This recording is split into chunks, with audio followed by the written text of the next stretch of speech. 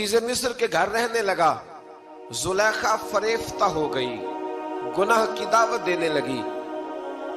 तो हजरत यूसुफ ने कहा काला माज़ अल्लाह, मैं अल्लाह की पनाह चाहता हूँ। सारे दरवाजे बंद करके जब वो पीछे भागी, असल हसीन वही शख्स होता है जो अपने बातन के हुस्न को बचा लिया करता है। जो सौदागरी करने लगे वो थोड़ा हसीन होता है।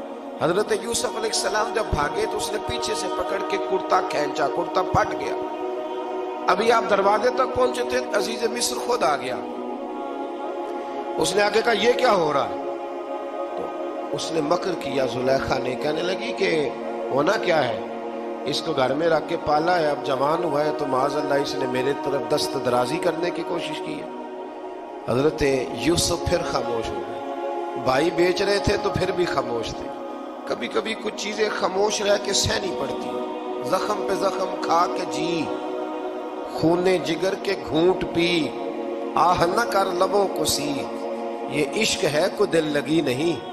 हजरत यूसुफ अलैहिस्सलाम फिर चुप है। जुलेखा ने बड़ी बातें की। एक दाना आदमी था, कुरान कहता है एक बोला बोलने वाला, एक अक्लमंद बोला। उसने कहा देखो, ना जुलेखा की सुनो ना यूसुफ की सुनो। अगर तो कुर्ता आगे से फटा हुआ है तो फिर गलती है जनाब यूसुफ की, और अगर पीछे से फटा है तो फिर जुलेखा की गलती। हजरत यूसुफ की माज़अल्लाह फिर गलती। तो अजीज मिस्र ने कुर्ता देखा तो पीछे से फटा था, लेकिन इमाम कुर्तुबी कहते हैं वो कोई अक्लमंद आदमी नहीं, वो तो 4 महीने का बच्चा था। वो एक 4 महीने का वो करीब था। हजरत यूसुफ अलैहिस्सलाम की गवाही देने के लिए अल्लाह ने उसे जुबान दी थी। जुलेखा के मामू का बेटा था, 4 महीना का गहवारे में लेटा हुआ, जब बादशाह से फैसला नहीं हो रहा था और बादशाह परेशान था अजीज मिस्र के, किसी को जाके बताऊंगा तो कोई क्या सोचेगा, इसके घर में क्या कुछ होता है। कहते परेशान था तो पंघूड़े से बच्चा बोल पड़ा। कहने लगा बादशाह अगर तो कुर्ता आगे से फटा है तो फिर माज़अल्लाह गलती हजरत यूसुफ की, अगर पीछे से फटा है तो फिर जुलेखा की। तो कुर्ता पीछे से फटा था। हजरत यूसुफ के हक में गवाही मुकम्मल हो गई।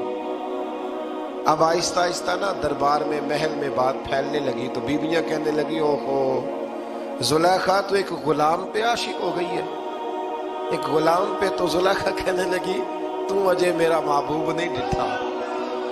ये रटे डालने वाले देखते नहीं और दूर खड़े रह रह के कहानियां सुनाते रहते। उन्होंने कहा तूने अभी देखा नहीं ना, तूने अभी, ये क्या पता हो कि माजरा क्या है। तो कहने लगी नहीं, तो गुलाम पे। उसने कहा चलो तजर्बा कराती हूँ।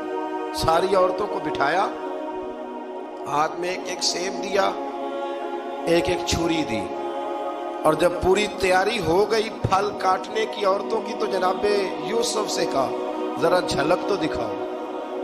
तो हजरत यूसुफ ने जब झलक दिखाई तो कुरान कहता है सेब काटने की बजाय हाथ काट लिए, और कहने लगी ओहो ये कोई बशर नहीं, ये तो कोई फरिश्ता है, ये कोई फरिश्ता है, ये तो कोई अल्लाह तबारक व तआला की तरफ से आने वाला, कोई करामत वाला, इज्जत वाला, शान वाला फरिश्ता है। तो जुलेखा कहने लगी समझ आई है फिर, तो मुझ पर शिकवा करती थी। तो अब वो बात भी आहिस्ता आहिस्ता फैलने लगी कि हजरत यूसुफ अलैहिस्सलाम की गलती नहीं, गलती जुलेखा की।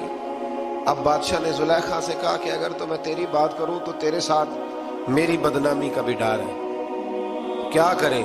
तय ये पाया कि हजरत यूसुफ को जेल में डाल दिया गया। पहले भाइयों के थप्पड़, फिर कुआं, फिर मिस्र की मंडी, फिर जुलेखा का इल्जाम, और फिर बारी आ गई जेल जाने की। हजरत यूसुफ अलैहिस्सलाम को जेल में, कुछ ने लिखा है 12 साल जेल में रहे, जेल में डाल दिया।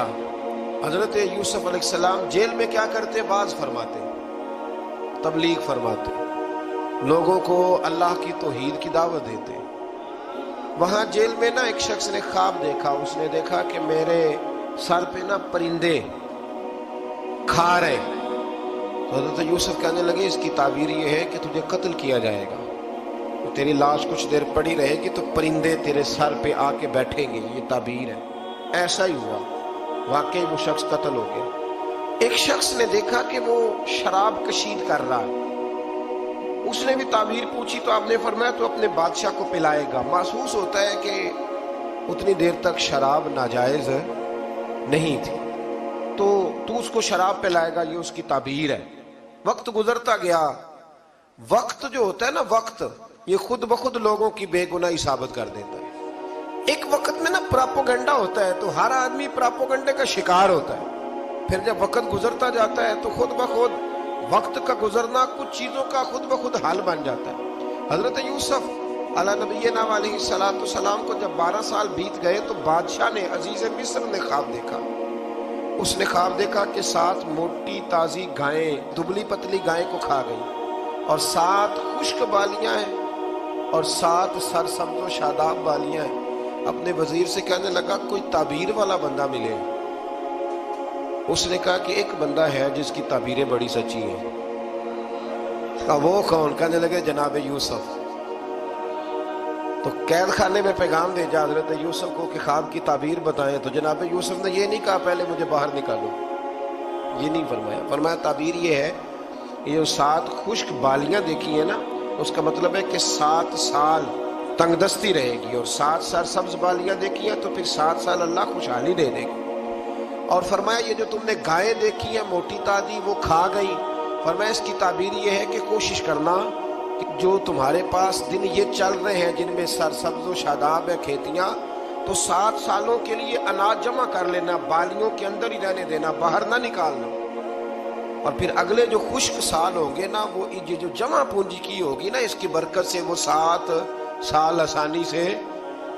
اس پر ہمارے مفسرین نے لکھا ہے، اس آیت پر صوفیاء اور بزرگ تو کہتے ہیں نا سارا اللہ کے راستے میں دے دو، یہ بھی بات اچھی ہے، لیکن اگر کوئی اپنے بچوں کے لیے آنے والے وقت کے لیے کوئی چیزیں سنبھال کے رکھے تو یہ بھی سورہ یوسف سے ثابت ہے، یہ بھی سورہ یوسف سے، تو یہ بھی کوئی ایسا فعل نہیں ہے جس پر کوئی شخص تنقید کر سکے۔ آمدام برسر مطلب حضرت یوسف نے جب تعبیر بتائی تو بادشاہ کہنے لگا کہ انہیں باہر نکالو۔ آپ فرمانے لگے میں نہیں نکلتا بھائی، نہیں نکلتا میں جیل سے، یہی ٹھیک ہوں میں۔ آپ کیوں نہیں نکلتے؟ کہنے لگے پہلے اعلان کر کے لوگوں کو بتا کہ میں بے قصور ہوں۔ وہ جو تو نے پراپوگنڈا کیا نا اپنے منہ سے اعلان کر۔ اس نے جناب زلیخا کو بلایا، ان عورتوں کو بلایا، وہ عورتیں ساری سامنے آئیں، انہوں نے گواہی دی کہ یوسف تو بے گناہ ہے۔ پر سال کتنے لگ گئے؟ اللہ 12 سال لگ گئے۔ یقین کریں کچھ لوگوں کو یہ ثابت کرنے میں نا کہ میں ٹھیک ہوں زندگی بیت جاتی ہے، اور میں تمہارا خیر کا ہوں زندگی بیت جاتی ہے۔ لوگوں کو ہوش تب آتی ہے جب مزار پر چادر ڈالنے کا ٹائم آ جاتا ہے، ہوش تب آتی ہے، لیکن پھر ہوش کا کوئی فائدہ۔ 12 سال کے بعد بادشاہ نے ان کو بلایا اور کہنے لگا کہ یہ جو خواب میں نے آپ کو سنایا اب کرنا کیا ہے؟ تو حضرت یوسف کہنے لگے تم سے کچھ بھی نہیں ہوگا، اگر کچھ کرنا ہے تو پھر یہ خزانے کی ذمہ داری میری لگاؤ، اگر کوئی قابل آدمی ہو تو وہ آگے بڑھ کے بات کر سکتا ہے۔ یہاں ہر بندہ ہی آگے بڑھ کے کہتا ہے مجھے دے دو ڈیوٹی، لیکن قابل ہو تو وہ آگے بڑھ کے بات کرے اور سمجھے کہ میرے علاوہ کسی کے لیے مشکل ہے، تو پھر وہ آگے بڑھے۔ حضرت یوسف نے جب کہا تو انہوں نے آپ کو وزیر خزانہ بنا دیا۔ پھر ایک وقت آیا کہ وہ عزیز مصر ہی بن گئے، قحط پڑ گیا۔ جب مصر میں قحط پڑا تو دائیں بائیں بھی قحط پڑا، کنعان کے آپ رہنے والے تھے، وہاں بھی قحط پڑا۔ حضرت یعقوب بیٹے کی یاد میں رو رو کے تو آنکھوں کی بینائی چلی گئی۔ اور یارو باپ بھی بڑا ہی پیار کرتا ہے، بڑا ہی پیار کرتا ہے، بڑا ہی، پتہ ہے باقی تمہیں تحفے دیتے ہیں، باقی تم سے محبت کرتے ہیں، تو باپ تو بیٹے کو اپنی جوانی دے دیتا ہے، اپنی جوانی اپنے بیٹے کے نام کر دیتا ہے۔ باپ بھی بڑا ہی پیار کرتا ہے سنگیو، کوئی نہیں تول سکتا۔ بچے ایسے گھوم رہے ہوتے ہیں نا ابا جی کے سامنے، تو ان کا اٹھنا بیٹھنا چلنا ہی بڑا پیارا لگتا ہے، کا آنا جانا ہی بڑا پیارا لگتا ہے۔ باپ کا تو قد روز اونچا ہوتا ہے کہ اللہ نے مجھے لال عطا فرمائے۔ حضرت یعقوب کی آنکھوں کی بینائی چلی گئی رو رو کے۔ بھائی حضرت یوسف کے جب قحط پڑا تو انہیں پتا چلا کہ ایک واحد شہر مصر ہے جہاں گندم سٹاک ہے، جو کہ حضرت یوسف کو پتا تھا، خواب بادشاہ دیکھ چکا تھا، تو آپ نے مال 7 سالوں کے لیے جمع کر لیا۔ اب بھائی آئے، اللہ اکبر، دشمن سامنے نظر آئے، مخالف حاسد، تو پھر انسان ٹھہرا رہے اور انسان کمزور نہ ہو، طاقتور ہو، اتنا طاقتور ہو کہ حکمران ہی بن گیا ہو۔ ذرا نبیوں کے حوصلے بھی دیکھنا، پیغمبروں کے حوصلے بھی دیکھنا. بھائی آئے، کہا گندم چاہیے، تو جناب یوسف نے اوہو پانیا جہا ساکھ نہیں کوئی جے وچ خار نہ ہو. ہاں، اور میاں صاحب فرمایا کرتے تھے پائی پائیاں دیاں باواں ہوندے تے پائی پائیاں دے ویری. بھائی جیسے ہی داخل ہوئے تو جناب یوسف کی آنکھیں باہر آئیں، رو پڑے. او میرے بھائی آ گئے، رو پڑے. وزیر مشیر دائیں بائیں دیکھتے ہیں کہ حضرت یوسف کو کیا ہوا، رو پڑے اور بھر بھر کے گندم دی. اس کو اشارے کرتے چل تھوڑی اور ڈال دے، چل تھوڑی اور ڈال دے. جب بھائیوں کو دے چکے تو پھر فرمانے لگے کہ شاید اس سے گزارا نہ ہو، ضرورت پڑی تو دوبارہ بھی آ جانا.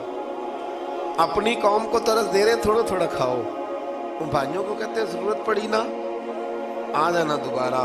اور کہنے لگے تمہارا ایک اور بھائی بھی ہے. کہاں ہے؟ بنیامین نام ہے. فرمایا ہو سکے تو اسے بھی لے آنا. بھائی پیسے لے کے آئے تھے گندم لینے کے لیے، اور جب واپس جانے لگے تو حضرت یوسف نے ان کی رقم دوبارہ رکھ دی، وہ دوبارہ ان کی بوریوں میں رکھ دی. گھر جا کے انہوں نے کھولی تو گندم بھی تھی اور پیسے بھی تھے. بھائیوں سے پیسے تھوڑی وصول کرنے. جا کے اپنے والد سے کہنے لگے ابا بادشاہ بڑے دیکھے ہیں پر اس میں کوئی خوشبو دیکھی. تو اس نے کہا ہے کہ اپنے دوسرے بھائی کو بھی لے کے آنا، تو بنیامین کو لے جائیں. حضرت یعقوب فرمانے لگے پہلے بھی تم پہ بھروسہ کر چکا ہوں، بار بار نہیں کروں گا. یوسف گوا چکا ہوں. پوتے بول پڑے، کہنے لگے دادا جی آپ تو ہر وقت یوسف یوسف ہی کرتے رہتے. انہوں نے ضد کی، اصرار کیا، تو جناب بنیامین کو ساتھ وعدہ لے کے، عہد لے کے، قسم لے کے بھیج دیا حضرت یعقوب نے. جناب بنیامین بھی پہنچے مصر میں. یہ دونوں ایک ماں سے تھے، سگے دونوں تھے. حضرت یوسف نے جناب بنیامین کو دیکھا تو اپنے ساتھ بٹھا لیا اور ذرا باتیں کر کے نا ادھر بیٹھ جاؤ، ادھر بیٹھ جاؤ. اچھا نہیں ہے جگہ، آپ ادھر آ جاؤ میرے ساتھ بیٹھ جاؤ. بھائی تھا نا سگا، اچھا چلو ٹھیک ہے آپ ادھر آ جاؤ. بھائی کو ساتھ بٹھا لیا. ابھی جب چیزیں دینے لگے تو کان میں کہنے لگے، وہ پریشان تھے نا حضرت بنیامین کی یہ بندہ کیا کر رہا ہے، تو کان میں کہنے لگے میں بھائی ہوں تیرا، میں یوسف ہوں. تو اس طرح کہا یار تھوڑے دن میرے پاس رہ نہیں جاتا. حضرت بنیامین کہنے لگے رہ جاتا ہوں. رہ گئے جناب بنیامین. اب کہا نہیں میں نہیں بھیجوں گا. کچھ لوگوں نے یہ لکھا ہے کہ حضرت بنیامین کے جو بوری تھی اس کے اندر انہوں نے تھیلے کے اندر شاہی پیالہ رکھ دیا اور فرمایا اس کو ہم نہیں جانے دیں گے. ہمارا پیالہ کیسے، یہ نہیں کہا کہ یہ چور ہے، کہا پیالہ کیسے آیا اس کے تھیلے میں، لہذا یہ بھی اب رہے گا ہمارے پاس، دیکھیں گے. باقی چلے گئے تو یہودا کہنے لگا کہ میں نہیں جاتا، میں یہی ٹھہروں گا، اس لیے کہ میں باپ کو کیا بتاؤں گا کہ پہلے بھی میں کرتا میں ہی لے کے گیا تھا یوسف کا، اب میں کیا بتاؤں گا. واپس گئے اور جا کے بتایا کہ جناب بنیامین کو انہوں نے رکھ لیا ہے، معاملہ بن گیا ہے. وہ کہتے ہیں کیسے پیالہ آیا ہے، شاہی پیالہ. حضرت سیدنا یعقوب علیہ السلام فرمانے لگے میں نے تمہیں پہلے ہی کہا تھا کہ تم میرے بنیامین کو بھی لے جا رہے ہو. پہلے میں بھروسہ کر کے یوسف کے معاملے میں پریشان ہوں. فرمایا اس طرح کرو، جاؤ ڈھونڈو جا کے میرے یوسف کو اور ڈھونڈو جا کے میرے بنیامین کو، جاؤ تلاش کرو. اللہ اکبر. بھائی دوبارہ آئے، گندم بھی ختم ہو گئی تھی. آتے ہی کہا کہ اے عزیز مصر بڑی بری حالت ہے، ہم بڑے پریشان ہیں، ہمارے باپ کی رو رو کے آنکھیں چلی گئی ہیں، مہربانی کرو کچھ گندم بھی دے دو اور اس طرح کرو کہ ہمارا بھائی بھی ہمیں واپس کر دو تاکہ ہم اسے لے جائیں اور ہمارے والد گرامی کی آنکھیں ٹھنڈی ہو. حضرت یوسف علی نبینا علیہ الصلوۃ والسلام ان کی باتیں بھی سننے لگے اور غور سے ان کے چہرے بھی دیکھنے لگے، غور سے. تو جب انہوں نے حضرت یوسف علیہ السلام کی طرف غور سے دیکھا تو حضرت یوسف کہنے لگے مجھے پہچانتے ہو، پہچانتے ہو؟ کہا نہیں. فرمانے لگے میں یوسف ہوں. قال انا یوسف، کہنے لگے میں یوسف ہوں. اور حضرت بنیامین کی طرف اشارہ کر کے کہنے لگے وہذا اخی، اور یہ میرا بھائی ہے. میں یوسف ہوں اور یہ میرا بھائی ہے.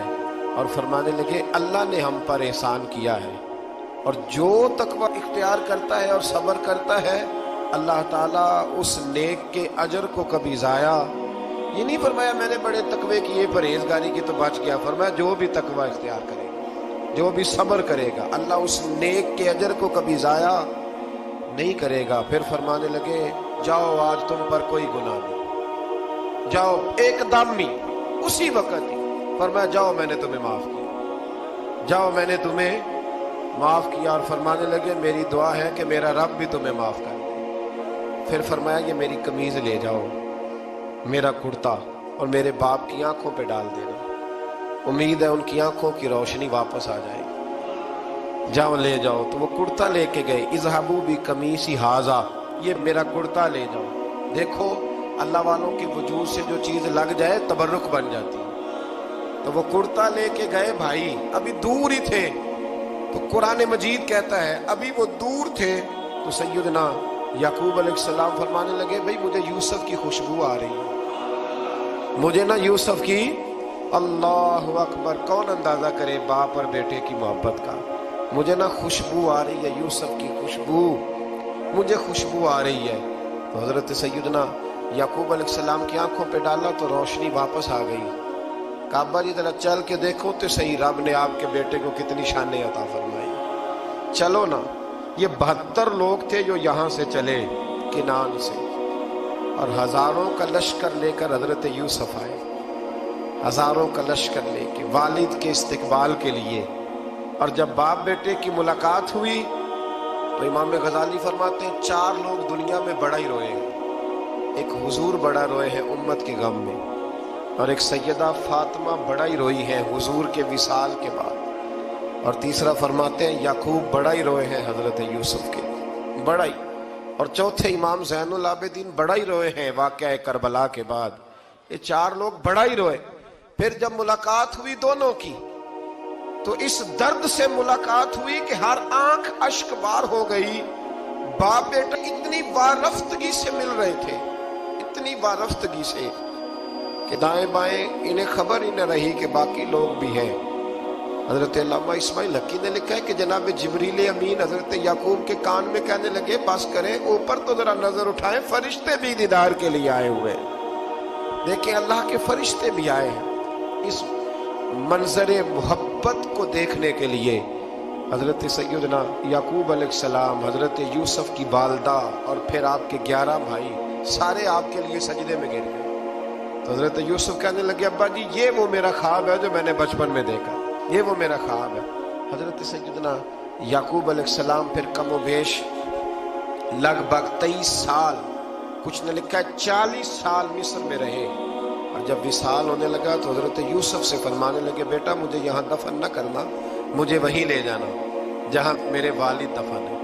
وہاں جا کے وہ دفن ہوئے۔ حضرت یوسف علیہ السلام نے پھر سالوں حکومت کی مصر پر، پھر وہیں ان کی تدفین ہوئی، اور جب تدفین ہوئی تو اختلاف ہو گیا، ہر قبیلہ کہتا تھا ہم نے اپنی طرف یوسف کو دفن کرنا ہے، اس لیے کہ جس طرف ان کو دفن کریں گے خوشحالیاں ہوں گی۔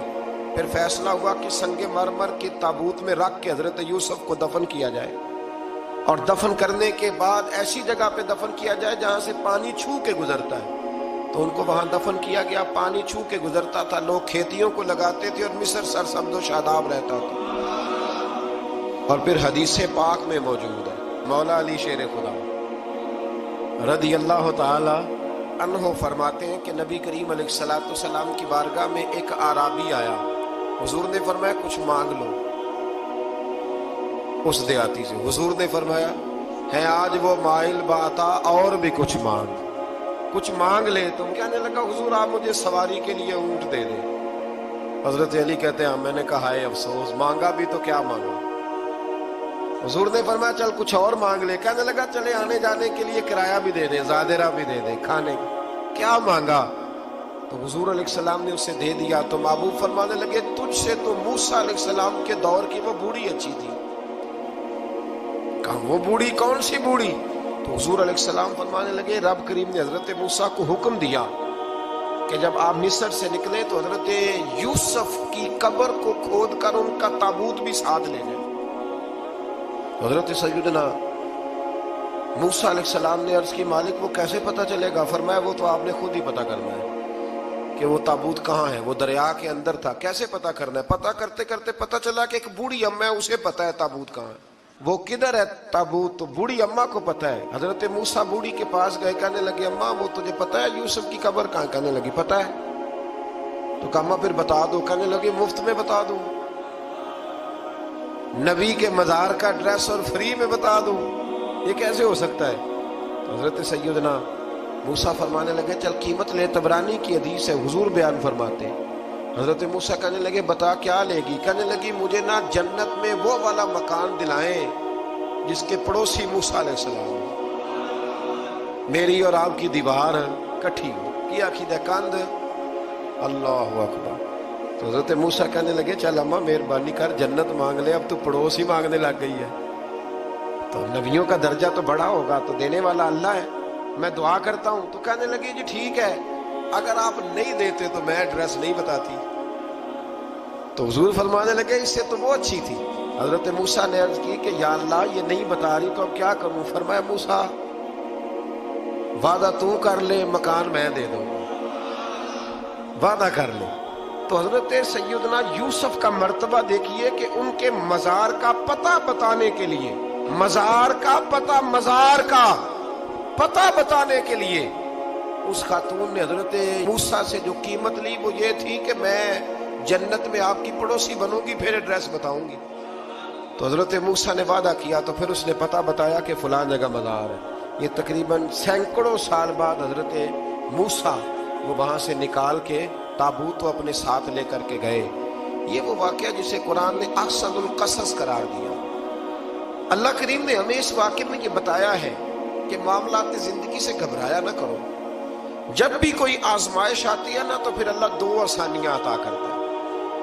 और ये भी याद रखें जो आसानियों वाले होते हैं ना, आजमाइशें भी उन्हें आती हैं। जो लाडले ज्यादा होते हैं कई दफा तकलीफें भी ज्यादा।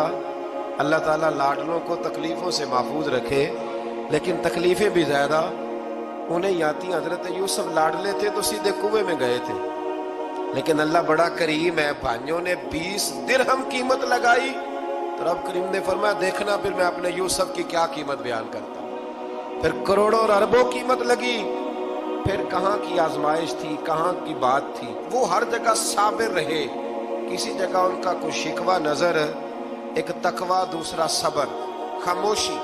हम लोग ना बोल के लड़ के फतह हासिल करना चाहते हैं। याद रखना, आखिरी बात अर्ज करने लगा हूं, सब्र करना और काम करना।